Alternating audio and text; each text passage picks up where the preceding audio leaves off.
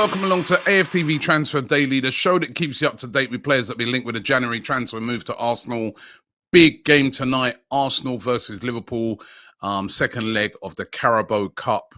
And it's 0-0. If we can get through this one, it's through to another final, this time taking on Chelsea. Huge game. Hopefully, you know, we've got a load of players back. Liverpool, we know, apart from the obvious players that are missing, they're more or less full strength. So should be a good game, and I'm looking forward to it. Also last night, God, Spurs. I couldn't believe, how could Spurs come back from being 2-1 down in the last minute? But they did it. And also Manchester United winning as well, which means those two teams, you know, closing it. Well, Spurs are above us now with a game in hand, and United just below us, and we've got a game in hand over them. It's going to be a really tight race for the top four this season. West Ham still in it as well, and there's still a long way to go. That's why what we do in the transfer market could be critical, because if we could get into the top four, it starts to take Arsenal to a whole nother level. So it could be critical what we do in the transfer market. That's why I'm glad that we're looking at players like Dusan Vlahovic. But can we get this deal done? I know I ask the same thing day in, day out. Every day there's a different story around it. Now, the latest is that, you know, Arsenal are pushing harder and harder to try and get this one over the line. I remember I spoke to you yesterday and said that there's rumors that, you know, he's already said he wants to go, you know, agreed to go to Juventus and stuff like that. It's going to all come down to a lot of money and where the player wants to go. And Arsenal are willing to make Vlahovic their highest earner on £308,000 a week. They are willing to do that to get this kid over the line. Still only 21. Watching him the other night, really good striker, would be brilliant for Arsenal. But can they get it done? It'd be exciting as well. I think that's the thing. It'd be a really exciting signing, and the sort of player that could be here for the next 3-4 years and do really. His game looks made for the Premier League, but willing to offer him £308,000 a week. Lots of money. We've already got a lot of high earners at the club. Although, when you think about it, some of them have gone and some of them are coming off the wage bill. You know what I mean? Kolasinac, who cancelled his contract yesterday and went to Marseille, he was on £100,000 a week. Barely played, but that's what he was on. Potentially in the summer, Lacazette, you know, if Vlahovic comes in, you'd expect Lacazette to definitely move on. He's not agreed a new deal. That's another nearly £200,000 a week off the contract. Eddie Nketiah's would come off of it, you know what I mean, if he goes, which he's likely to do. So there'd be a lot of money coming off of it. Of course, as well, the highest earner at the club is Pierre-Emerick Aubameyang. Rumours today that a bid has been made to take him on loan to Saudi Arabia. The Saudi Arabia team, Al Nassr. We know that teams over in Saudi Arabia are not short of money, and they are willing to do a loan with an obligation to buy of £6.6 million.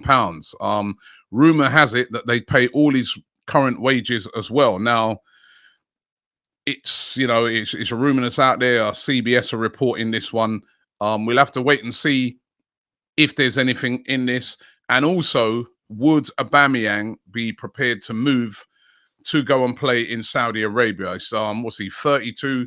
Basically, you're kind of signaling the end of your sort of career, aren't you? You know, no disrespect to playing over in Saudi Arabia, but you'll be getting loads and loads of money, but you're completely out of the limelight as regards football goes.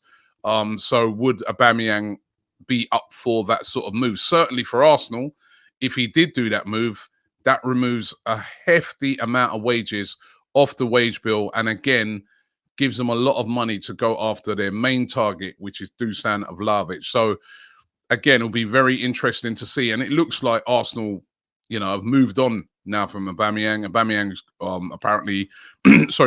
currently back in the UK. We know he's had these problems with heart lesions after suffering COVID. And Mikel Arteta saying that, you know, they're doing their own examination, but he seems like he's fine.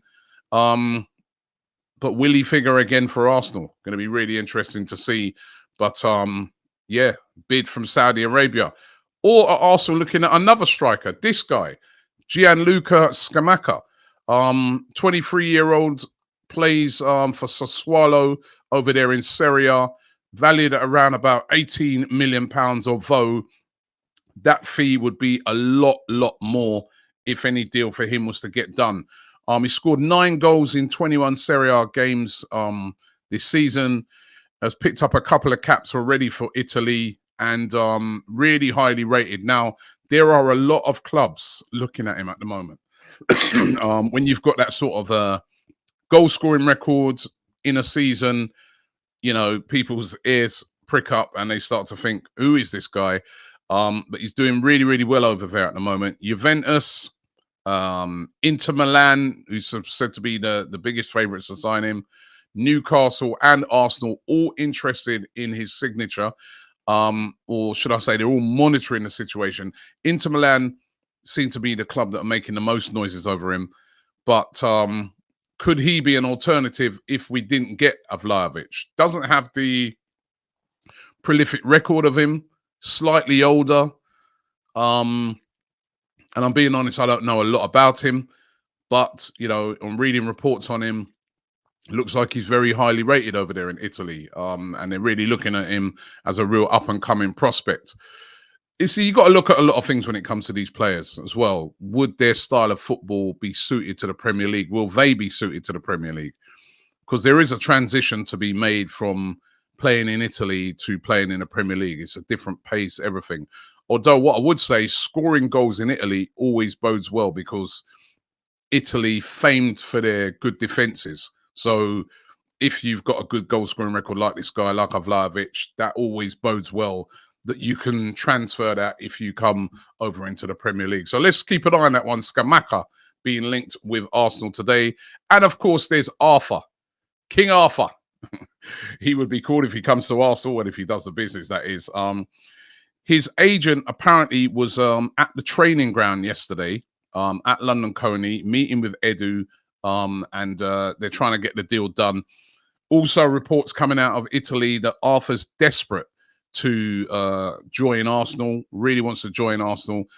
Still a few sticking points. It seems to be through the club, not the player. The player wants to come, but the club, first of all, we saw that they wanted Arsenal to have an obligation to buy Arthur.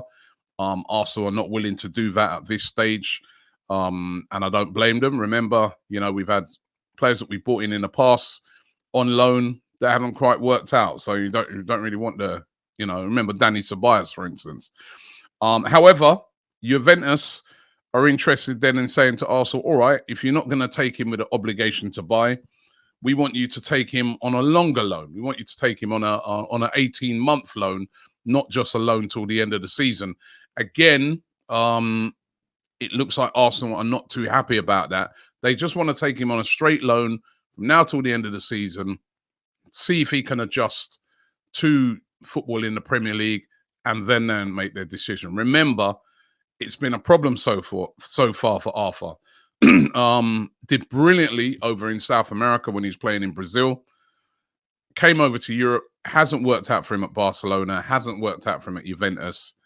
And so you can see why Arsenal don't want to, you know, tie them. They know he's got the talent. They know potentially he could be great, but can he transfer that to the Premier League? And Arsenal don't want to take that risk and would rather alone to have a look at him. So let's see how that one pans out. But Arthur said to be pushing for that move, and his agent being at the training ground, that's very significant. Right. Excuse me. Again, I can't kick this cough ever since I had that COVID thing, man. Trust me, it's always just lingering around. Apologies for that. Right, let's just get into some of your comments from yesterday. I asked you the question, Vlahovic or Isak, or Isaac, I say, but it's Isak, I've been told reliably by people over there in Sweden.